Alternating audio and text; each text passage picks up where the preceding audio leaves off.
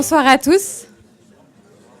Bon, en fait, moi, j'ai rien préparé du tout. Ça va plus prendre la forme d'une discussion entre vous et moi.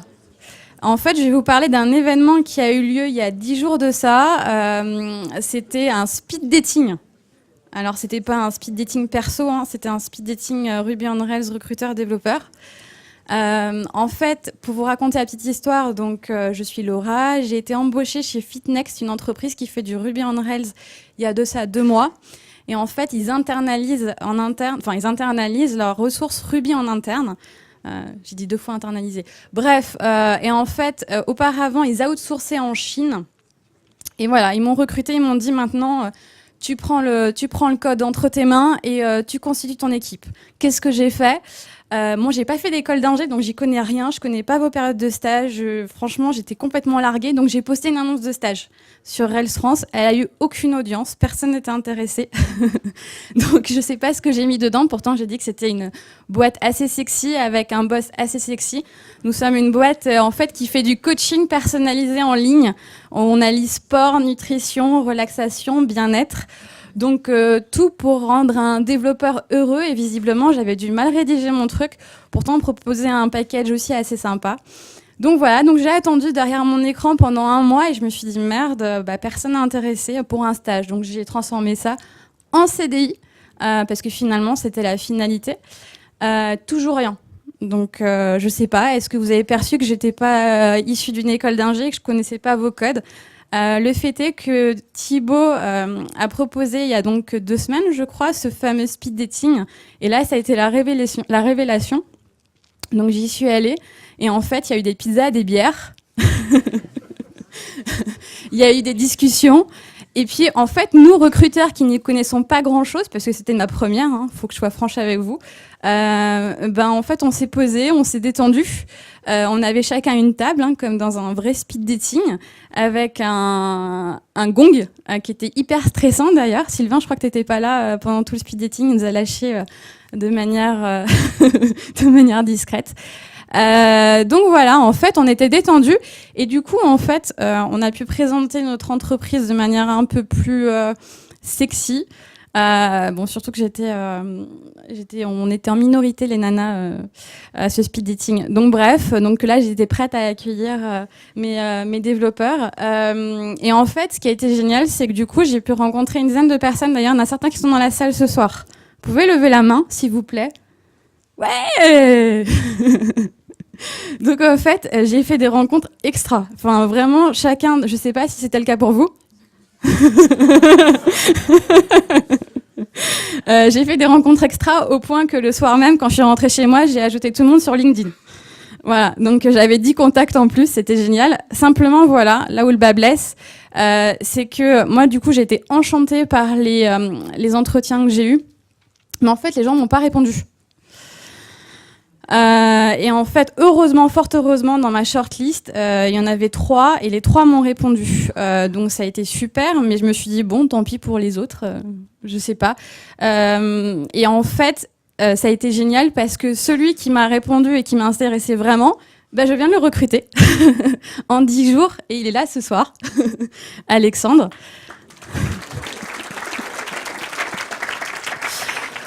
Et alors, comment ça s'est fait ? En fait, c'est magique cette histoire. C'est-à-dire qu'en fait, il s'est assis à ma table et je lui ai dit, t'oublies ton CV, tu me parles de ce que tu as envie de faire. Alexandre, il a 1 an de Ruby. Moi, je m'en fichais complètement de savoir s'il avait des peurs, des frayeurs, des appréhensions en Ruby. Je veux qu'il devienne un tueur. C'est-à-dire que l'année prochaine, le fameux Alexandre que vous avez dans la salle, il sera devant vous et ça deviendra vraiment un tueur en Ruby on Rails. Donc, opportunité gâchée pour ceux qui m'ont pas rejoint. Mais ceci dit, voilà, ce qui s'est passé, c'est que dans les convocations, les contacts LinkedIn que j'ai envoyés, il m'a répondu très rapidement.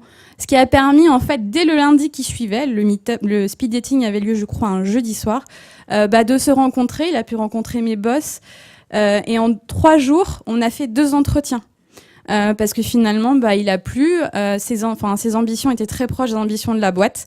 Et au final, on lui a fait une propale vendredi dernier, qu'il a accepté. Il commence lundi prochain. Donc voilà, on est en train de configurer son poste de travail. Il a beaucoup de boulot. Écoutez, moi je vous laisse me poser des questions si vous avez envie d'avoir des retours sur mon expérience et pourquoi pas les gens qui étaient là ce soir, qui sont là dans la salle ce soir et qui étaient là aussi au speed dating, parce que c'est vraiment un conseil que je peux donner à des recruteurs ou même des développeurs. C'est qu'au-delà du CV, je pense qu'en fait, vous parlez surtout de vos envies, de ce que vous avez envie de faire pour la prochaine année. Voilà. Si vous avez des questions, n'hésitez pas.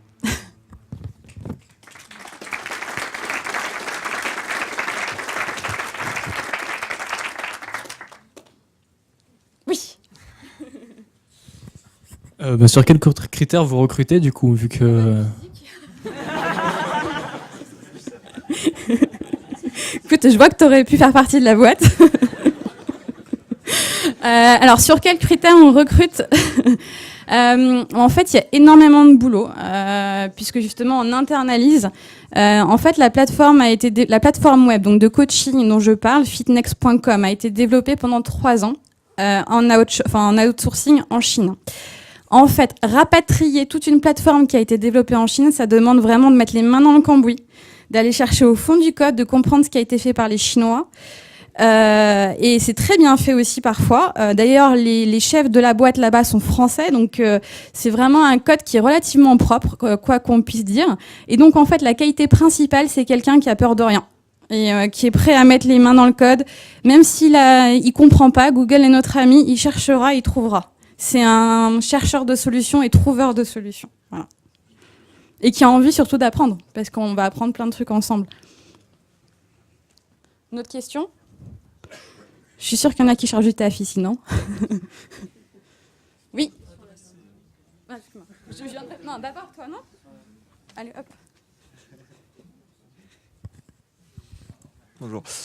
Moi, je voulais juste partager une impression sur le recrutement. C'est que l'histoire que tu as eue où c'est difficile de rencontrer des développeurs Ruby, de les attirer, et juste les recruter, c'est à mon avis pas forcément lié à ton parcours ou à la façon dont tu recrutes. C'est que nous, on est une boîte, on recrute aussi, et c'est effectivement difficile de recruter des profils de dev en Ruby et en Rails. D'ailleurs, en fait, je sais pas, il faudrait trouver quelque chose. Peut-être que tous ensemble, on peut s'y mettre, monter une communauté pour justement mettre en relation les recruteurs et développeurs. Parce qu'en fait, faut bien comprendre que pendant un gros mois, j'ai eu quasiment aucun CV reçu, alors que le projet est vraiment extra. Donc je sais pas, trouvons ensemble une solution, parce que il y a des sites qui existent, mais je trouve que cette solution à l'américaine de faire un speed dating, ça permet tout simplement, au-delà du CV, de dire ce que vous avez un peu dans le ventre, ce dont vous avez envie, ce que vous avez envie de faire. Et parfois finalement un CV, c'est relativement faible pour vraiment exposer vos compétences et vos envies pour l'année à venir. Donc je pense que nous, en tant que recruteurs, il faudrait peut-être nous donner des astuces pour vous trouver ceux qui ont vraiment envie. Donc je laisse le micro. Je rebondis sur ce que tu viens de dire, justement des astuces. Pardon. Excuse-moi. Une astuce aussi, c'est peut-être de commencer, justement tu parles d'une équipe, donc là, chapeau pour le recrutement, mais de commencer petit aussi, c'est-à-dire commencer avec, ça peut être du conseil, du consulting, ou tu vois des freelances. En Ruby, t'en as beaucoup. En PHP, tu vas trouver plus facilement justement des développeurs. En Ruby, il y a aussi un esprit, c'est ce que je ressens aussi, c'est mon avis quand j'ai besoin de trouver des gens aussi. Et c'est vrai que tu peux commencer petit avec du freelancing, etc. Et puis si le projet est ambitieux et intéresse quelqu'un, il peut rejoindre l'équipe, tu vois. Je suis entièrement d'accord avec toi. Et d'ailleurs, la boîte, en fait, notre boîte FitNext, elle est composée maintenant de 10 salariés, puisque Alexandre est le 10e salarié. Mais on a beaucoup déjà de stagiaires. On a eu aussi des consultants, graphistes, développeurs. Et en fait, là, c'est vraiment une volonté de pouvoir mener à bien notre projet et d'avoir la main sur la stratégie. Et en fait, en outsourçant, on a outsourcé beaucoup plus que du dev. On a outsourcé aussi de la stratégie. C'est-à-dire qu'en fait, comme les specs n'étaient pas faites en interne, si tu veux, c'était une autre prestataire qui finalement faisait les specs et faisait son planning. Donc les sprints, c'était comme bon lui semblait. Aujourd'hui, on a déjà commencé à reprendre ça avec mon arrivée. Maintenant, tout à fait, avoir recours à un consultant. Moi, je pensais justement avoir recours, pourquoi pas, à Thibaut ou à une autre personne qui pourrait... Comment en fait, voilà, on aurait peut-être besoin aussi d'un extra expert développeur qui nous impulse quelque chose. Ça, c'est certain. Parce que bon, j'ai une connaissance en Rails, j'ai fait 5 ans de Rails. Maintenant, je pense qu'il y a des gens qui performent beaucoup plus que moi et qui peuvent avoir une vision, notamment, j'ai un souci sur les tests. Je ne sais pas si ça concerne beaucoup de monde ici. Notre application est très peu couverte par des tests. Je suis pas experte en tests. Et là, pour le coup, on aurait besoin d'avoir quelqu'un qui nous accompagne et qui nous dise voilà comment faire pour pouvoir couvrir notre application, automatiser tout ça.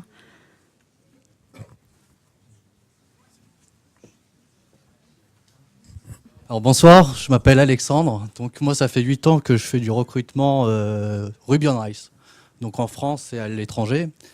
C'est vrai que le gros problème, c'est que nous, on a beaucoup de retard en France. Sur Ruby on Rails, il y a 8 ans, c'était PHP le grand boom. En France, ça fait que 3 ans qu'aujourd'hui, c'est un peu la star et c'est normal, mais on a beaucoup de retard. Ruby on Rails, comme tu l'as précisément dit sur ton annonce, Rails France, c'est beaucoup de CDI. Comme il a précisément bien dit, pour des petits projets, c'est du freelance ou des stagiaires, des leaders, des confirmés, des architectes, ils n'iront pas ou ils ne veulent pas. Beaucoup de bons Ruby on Rails, leaders, architectes ou autres, ils partent à l'étranger, aux États-Unis par rapport au salaire. On a des salaires très bas en France. Pour vous donner une ordre d'idée, un développeur qui aujourd'hui a 40 KE en France et à 80, 100 dollars à Montréal ou aux États-Unis, à San Francisco. Alors ça ne veut pas dire qu'ici, il faut partir à l'étranger, je ne suis pas du tout pour. Voilà, ouais, non, on aura des problèmes de délai ou comme beaucoup. Non, je suis très pour recruter en France. Je connais pratiquement beaucoup de boîtes qui font du Ruby on Rails. Et c'est vrai que c'est beaucoup de cooptation de réseaux par rapport à d'autres communautés. Ruby on Rails aujourd'hui, ça prend beaucoup d'ampleur. Et c'est pour ça que la cooptation joue beaucoup. Donc c'est vrai que c'est comme ça que tu arriveras. Voilà. J'ai peut-être quelque chose à rajouter sur ce que tu dis. Juste pour la petite anecdote, en fait, auparavant, moi, j'étais free. J'étais freelance, ouais. J'étais free, oui. J'étais free, j'ai tout compris. Et en fait, ce qui s'est passé, c'est que j'ai bossé pas mal pour mon frère qui est dans la salle. J'étais consultante pour lui. Et en fait, il avait besoin de développer 2-3 applications en Ruby on Rails. J'ai aussi eu besoin mais je bossais pour une autre entreprise qui faisait du Ruby on Rails. Et en fait, pourquoi j'ai switché ? C'est parce que tout simplement, quand vous êtes free et vous devez gérer toute votre compta, votre URSSAF, etc., c'est too much c'est beaucoup de travail. Et finalement, voilà, l'opportunité qu'on me proposait en étant salarié, ça a été un hasard parce que j'ai mis mon CV, du coup, sur LinkedIn et en 48 heures, j'étais chassée. Mais juste pour dire une petite chose que j'avais dans la tête, c'est que, en effet, je pense que pour attirer des railers, il faut peut-être se mettre un peu en effet à la page et que souvent les annonces elles sont pas aussi sexy qu'à l'américaine où on vous propose plus qu'un job. C'est-à-dire que vraiment il y a le package qui va avec et souvent en fait ce qui se passe c'est que une application Rails permet aussi, pourquoi pas, de lancer sa start-up. Et souvent, quelqu'un qui se démerde pas trop mal en code, il se dit, tiens, pourquoi moi je le ferais pas ? Pourquoi je lancerais pas mon business ? Donc, quelqu'un que vous formez, au bout de 6 mois, il se barre parce qu'il se dit, moi je peux le faire seul. Donc, il va construire son projet et finalement, c'est pas, ça le fidélise pas. Alors qu'à l'américaine, il y a un tel package que le mec, avant de se lancer à son compte, il réfléchit à 2 fois. Voilà. C'est vrai. Il y a beaucoup de gens qui font ça, mais j'ai beaucoup d'amis à moi qui sont devenus freelance Ruby on Rails. Ils ont arrêté au bout de 2-3 ans. Je pense que au bout de 2-3 ans, ils ont arrêté parce que c'était pas leur métier. Ils sont développeurs. Quand tu es freelance, il faut aller démarcher. Il y a une partie commerciale. Tout à fait. Ils sont pas faits pour ça. Tout à fait. Et moi, là où le bas blessé, c'est que j'étais incapable, mais vraiment incapable de prendre ma valise de commercial et d'aller dire je peux coder pour toi. Et en fait, ça a été là où vraiment le problème s'est posé. Ça me branchait pas du tout d'aller me vendre. Et c'est pour ça que j'ai rejoint une boîte. Maintenant, j'exclus pas peut-être un jour, mais surtout pas maintenant, d'ici 4-5 ans, éventuellement monter mon biz. Mais je pense qu'en start-up, on acquiert une compétence déjà en marketing, en commercial, et on apprend aussi une chose, c'est que parfois on veut tout faire seul. Alors que pour le coup, il faut absolument s'associer et bien s'entourer et apprendre aussi à déléguer. Donc ça, c'est des choses qu'on apprend simplement quand on fait partie d'une équipe start-up. Ou entreprise, peu importe. Voilà. Merci. Merci beaucoup. C'était mon premier talk. Bravo. À la deuxième fois. Tu auras le micro ? J'ai un micro. Ouais. Merci. Alors, donc les pizzas sont arrivées dans la salle d'à côté. Donc du coup, on va pouvoir y aller. Il est interdit de manger dans cette salle-là. 42, tout ça. Et puis tu as aussi dans l'amphi, vous connaissez le principe. Donc il y a des tables un petit peu dans les cours à côté que vous pouvez ramener dans la salle principale, parce qu'elle est un peu nue pour l'instant. Les gens qui sont partis chercher des boissons ne sont pas encore arrivés, donc vous goinfrez pas tout de suite, sinon ça pourrait être un peu sec dans la gorge. Voilà. Et puis après la pause pizza, on va se donner 1h15. Et donc on pourra faire les talks donc, de Michel pour les gemmes Rails, de Simon sur Unidécoder, et je terminerai avec la sociologie pour les devs. Si Vincent est arrivé entre-temps... Vincent, cool. Et ben Vincent fera son talk juste après le retour des pizzas. Je suis désolé parce que comme là elles sont chaudes. Et personne n'a encore prévenu les étudiants de 42 qui avaient des pizzas, mais si on leur dit, je pense que très vite il n'y en aura plus. Donc voilà. Bon appétit, merci.